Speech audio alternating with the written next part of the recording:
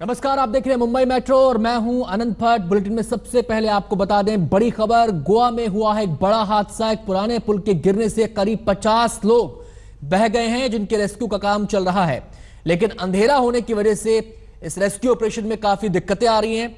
जिस नदी पर यह पुल बना था वो 67 किलोमीटर लंबी है और अरब सागर में जाकर मिलती है। दरअसल शाम के वक्त इस पुल से एक लड़के ने सुसाइड की कोशिश की थी। उसको बचाने की कोशिशें चल रही थी, जिसे देखने के लिए पुल पर काफी लोग जमा हो गए थे।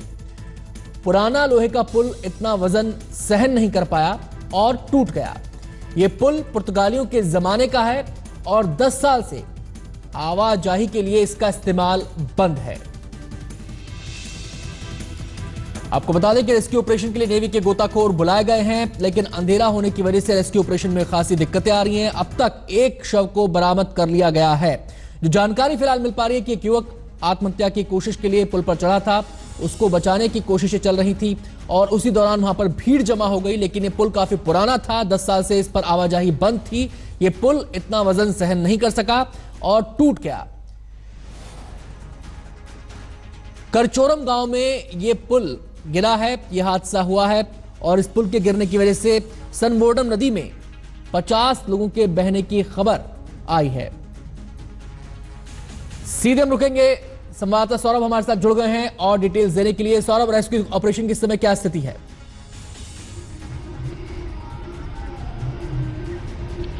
देखिए, रेस्क्यू ऑपरेशन अभी फुल स्विंग में चल रहा है। वहां पे अभी जस्ट जानकारी ये आई है कि नेवी के जो डाइवर्स है वो वहां पे अभी पहुंच चुके हैं। 10 मिनट पहले ही नेवी के डाइवर्स पहुंचे। उनके पास स्पेशलाइज्ड बोट है जो इस नदी में उतरेंगे, क्योंकि हमें अभी तक बताया जा रहा है 7 से 8 लोग अभी भी मिसिंग है। ये इंसिडेंट हुआ है, ये घटना हुई है शाम के 6:30 बजे की और ये पुर्तगाल के काल का ये ब्रिज था। एक शख्स जो लोकल है वहां का, वो वहां पे सुसाइड करने की कोशिश कर रहा था और तभी वहां पे रेस्क्यू ऑपरेशन चल रहा था। तो जब गांव में ये खबर पहुंची तो काफी सारे लोग उस घटना को देखने के लिए वहां पे पहुंचे और ये वो पुर्तगाल काल के जो ब्रिज था उसके ऊपर चढ़ गए। करीबन 40 से 50 लोग इस ब्रिज पर चढ़े हुए थे और तभी ये ब्रिज टूट गया।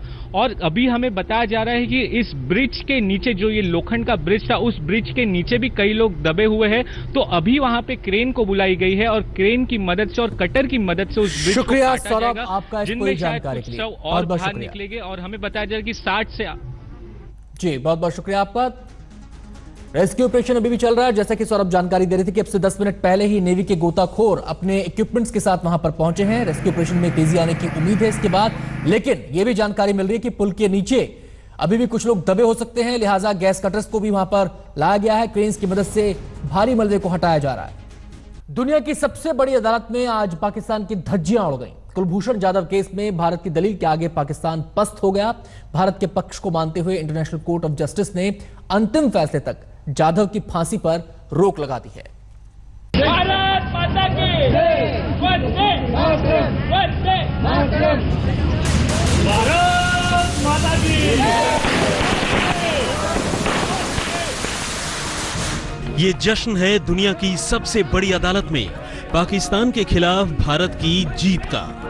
वंदे मातरम, वंदे मातरम, भारत माता की जय। ये खुशी है पाकिस्तान की जेल में बंद भारत के एक निर्दोष बेटे की फांसी रोकने की।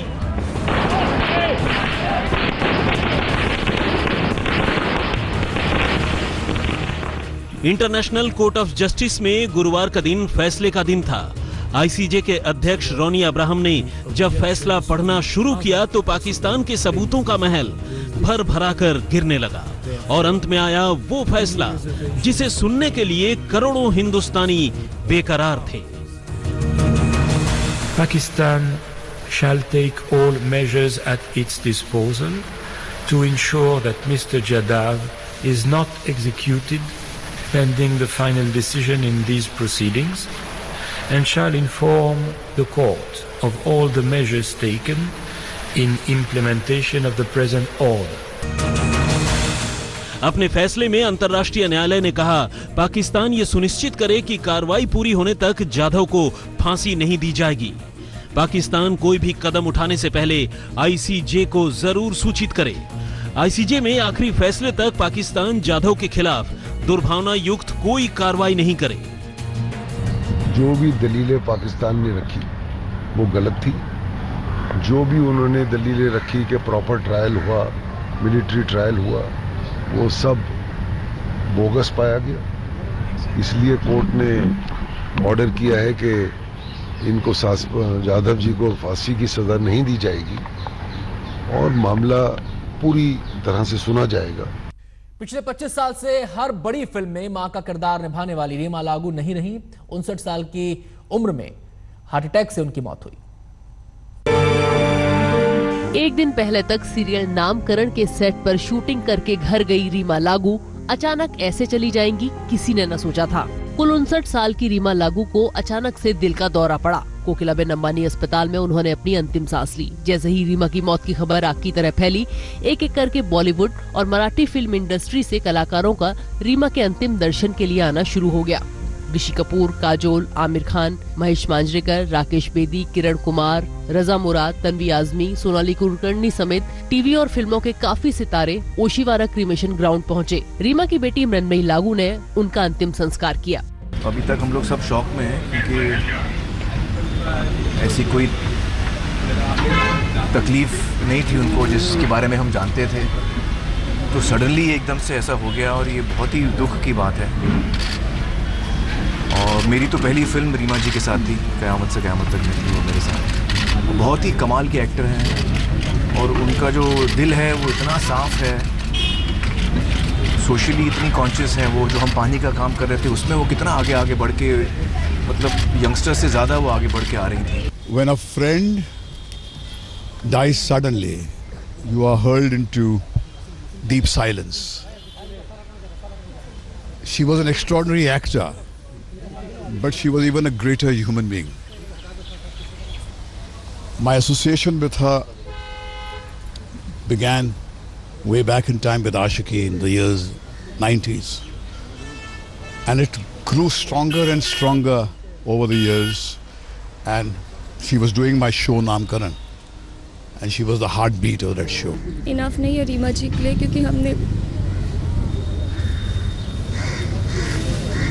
we'll just miss her a lot. and गुलफाम कल उनके साथ शूट कर रही थी and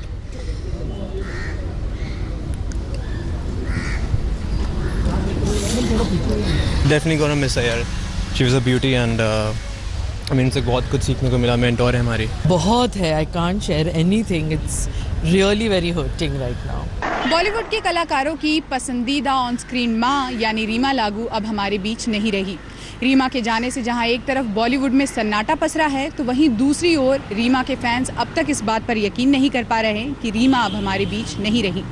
रीमा को इतिहास के पन्नों में हमेशा नम आंखों से याद किया जाएगा और बॉलीवुड में उनकी कमी हमेशा खलती रहेगी। श्रुति बड़जात्या के साथ शिवांगी ठाकुर, मुंबई आज तक।